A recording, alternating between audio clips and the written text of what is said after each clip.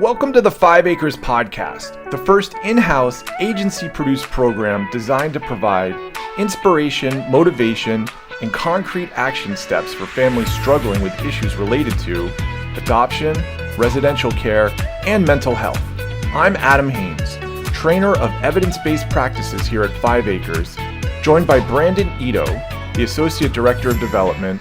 We're the team who are going to introduce you to the wonderful and talented clinicians, residential treatment counselors, therapeutic behavioral specialists, case managers, adoption service specialists, and the many other staff members who work tirelessly to help our clients resolve issues involving mental health, foster care, adoption, and sometimes all three at the same time here at 5 Acres.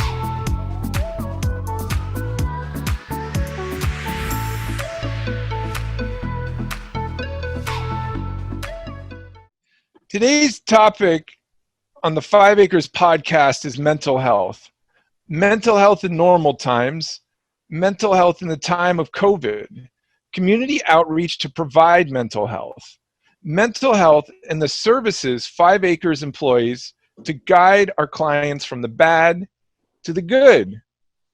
Our guests are Doncella Mumolo, the Division Director of Community-Based Services, Keith McElhinney, coordinator in our Therapeutic Behavior Specialist or TBS program, and Ruth Cashill, a veteran at TBS. Welcome, everyone.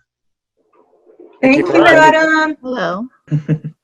Hey, okay, thanks, Adam. We have Keith and Ruth joining us by telephone from their respective locations, and they're going to tell us a story about a 5 Acres client who we will call L, and L's mother, who we shall call D. Very intense case, lots of twists and turns, ups and downs, as they say, in a case which, through a lot of hard work, is in a hopeful place right now.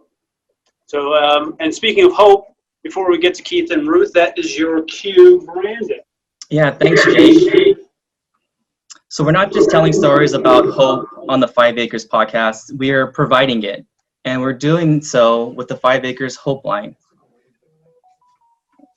And 5 Acres is here for children. Yes, very important. Sorry, I missed my cue. Very important. The 5 Acres is here for children and families in need.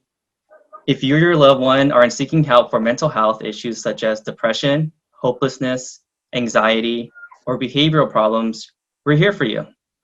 You can start by calling or texting our Hope Line at 1-800-696-6793 or sending us an email at hope@5acres.org.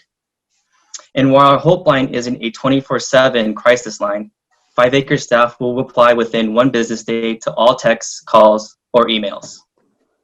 5 Acres also assists with basic needs, resources, assessing abuse and reporting it, and starting the process for additional 5 Acres services. That's 1-800-696-6793 for our Hope Line, or send us an email at hope@5acres.org. Hope@5acres.org. Hope is here, folks. Yes, it is. And so are Keith and Ruth. Yes. Okay, back to it. Keith and let's start with the mom, D. So either Keith or Ruth, could you start off and tell me what was going on in D's life that compelled her to look for help in the first place? Actually, Adam, would it be okay first if I just introduce what TBS services are to the panel? Oh yeah, that's a great idea, because who outside of this place would even know what TBS means? All right, so TBS, it stands for Therapeutic Behavioral Services.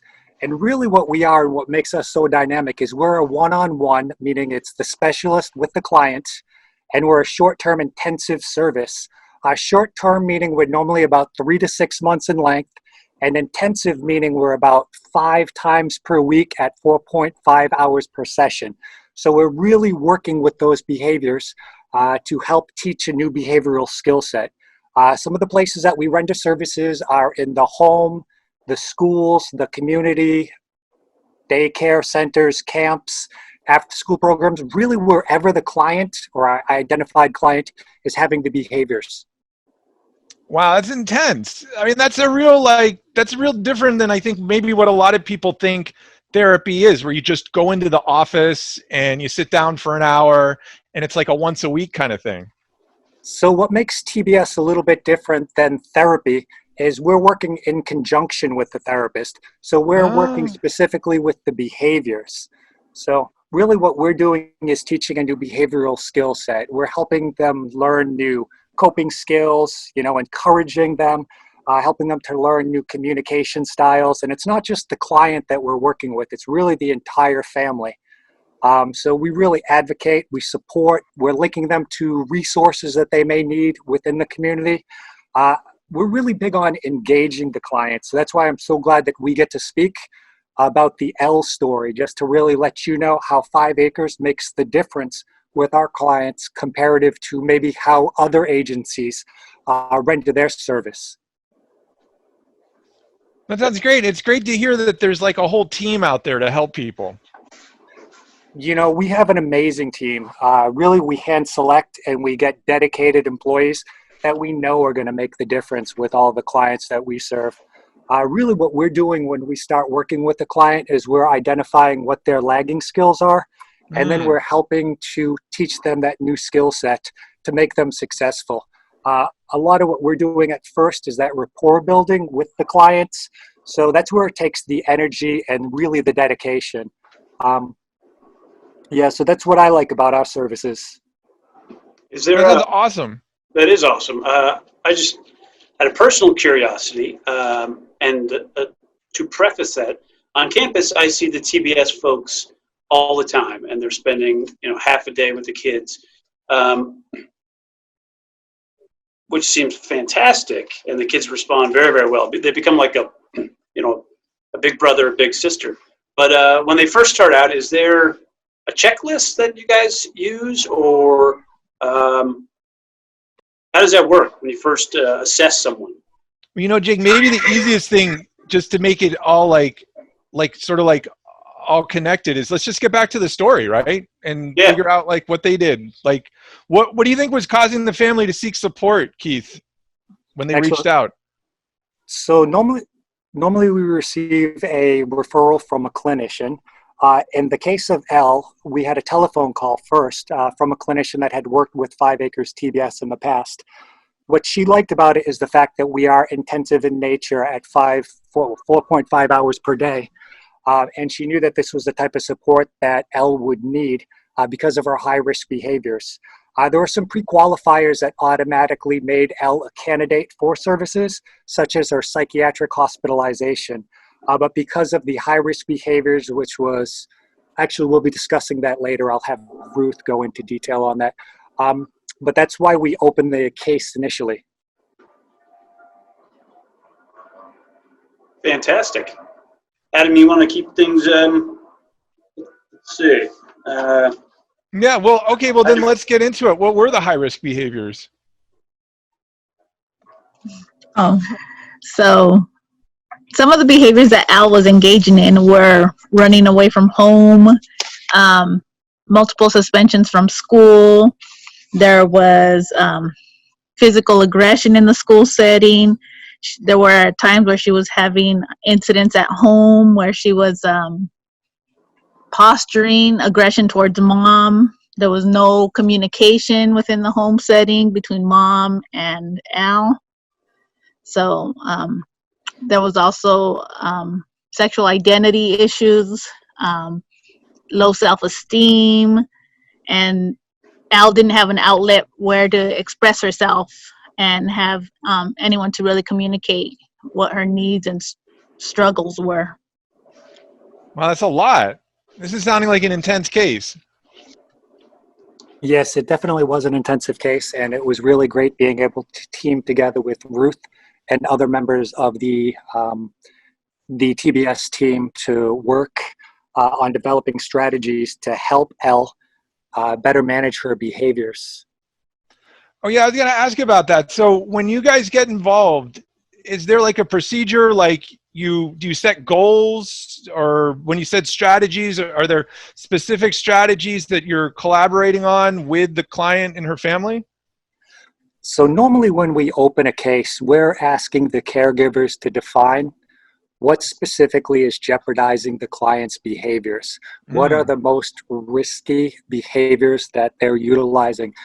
They tend to be along the lines of physical aggression, verbal aggression, oppositional defiance. And what we do is we develop a baseline of how many behaviors are occurring each day and then work to bring them down to a more manageable level. So that's the way we open the case of L. It sounds really straightforward, but I know things in the real world are never straightforward. So what kind of challenges did you face with this case? So with Al, there were plenty of challenges. She was very resistant initially. She wanted to know who we were, when we were coming, how long we were going to be there, if we were going to impede on her social and teen life, and how her peers were going to take who's this adult following you around. So she was very reluctant. At first, she started like, well, I only want to see you guys once. And we're like, okay, that was fine. Because she was really resistant, and we wanted to see if she was able to kind of be open to us that one day a week and build off of that. And it actually started that way. We did 1 day a week, and soon after that, she was suspended from school. Well, the school didn't want to let her back in until we had a formalized meeting. And that's where her mother, Dee, invited us to kind of be an advocate for Al. And that showed Al that we had an interest in supporting her. And soon after that, she was more like, okay, you can come to school. And then she was requesting us to come. And then she was asking, well, can you come more days, you know? And from there, we took the approach of like, whatever it takes to build this rapport and trust with her. Sometimes it was like in Spanish class, okay, I know Spanish, I'll help you with your Spanish. Sit down, you know, let's engage in this. Because she was so resistant to everything that we were finally able to get her to sit down. It started from staying in class because Al found any reason to leave the classroom. It started building trust with the administration there. It took a long time, but she would not talk to any adults at the school. It was always a fight, which ended up in a suspension. So when we were able to support her, she was able to spend her days in the school. She was able to do some classwork. So there were gains in that sense. Mom, we had a better idea of what was happening in the school now that services were in place. We bridged the communication while we worked on it. Before there was like very little communication. Mom got different sides of the story, what Lily's perception of an incident was, what the school's perception was. And then we were able to bridge that for her in some sense, and kind of put Mom at ease because she feared that she would lose her job because of all the calls that she was getting, you know. So it made Al a little bit recognize that us being there also helped her mom. So yeah, those were some of the gains we did have in the school that eventually Al started to open up and trust the school staff once again, you know, despite all the changes that happened there and her resistance to it. Wow. Sounds like it was a real process. Definitely. About how long do you think that the whole process lasted for? You know, we worked with her for approximately 5 months, but I mean, it's going to be an ongoing process for her. And we were able to, with that process, there were setbacks that didn't allow us to continue. But I think we didn't continue on the case, but it allowed Al to continue to grow and make future changes that are actually in place and helping her be more successful. That sounds awesome. I mean, it sounds like you did a great job of changing those negative behaviors into positive behaviors, but it also sounds like with your focus on communication and relationship building and then creating that trust that wasn't there, you really also created the stability for which then allowed those behaviors to really start changing. I mean, that sounds really, really cool. I would definitely say that it was. a great process to see the relationship that formed between Elle, the caregiver, Ruth, and some other members of the treatment team. What I thought was phenomenal about this case is the flexibility that we were able to offer the family with our services. We were supporting them early in the morning, into the afternoon, and then some evenings and weekends. Just wherever the behaviors were being experienced is where we were providing that intensive service. And I think that's something that we really needed. Also, a big focus for this case was getting the caregiver to recognize that the small changes that Elle was making were going to be a significant change, at the end of our service, where we're taking somebody that wasn't staying at home, that wasn't communicating at all with anybody in the family, and actually developing a bond, being able to sit down with the structure that Ruth put in place to communicate with the family members. They all weren't successful. And the family, to be honest, they had their own issues that some of them were getting stuck on from the past, but the communication was implemented by Ruth, the strategies, and it really helped, just like the healing process, to start to build on the way she engaged with others. Well, that sounds great. I mean, it sounds like you were really helping them understand, create, and then build that strength-based perspective so that they could see, like you said, start seeing change, even small change, understanding how significant that is, and then independently start implementing more change on their own. I mean, that sounds really phenomenal. I remember meeting up with Elle one time. It was about 3 months after Ruth was working with her, and they were engaged in making a vision board. Oh. And Elle had told me that she'd never thought about the future before this. She really just kind of lived day by day. And I see that happening a lot with our clients, where they're not thinking about the behaviors that they're utilizing today and how they can have a dramatic impact on their future. So getting people to plan for their future, even if it's a little vision board that's broken down into different segments. Where do you want to live when you're older? What type of house do you want? What type of recreational activities are you in? It really gets them to think about where they're going in the trajectory of their life. So that's what I really appreciate about the dedication from our TBS staff, and the dedication specifically that Elle received from Ruth. That sounds awesome. And I just want to say right here at the end, because I feel like we're wrapping things up, that I really like how you mentioned flexibility, because again, I feel like a lot of times maybe people who aren't in this world already, when they're thinking about support and services, they don't realize how flexible we can be, how we can really meet people where they're at in ways that really work for them in the unique situations in their life. So I really appreciate you mentioning that. Yeah, that's a great point.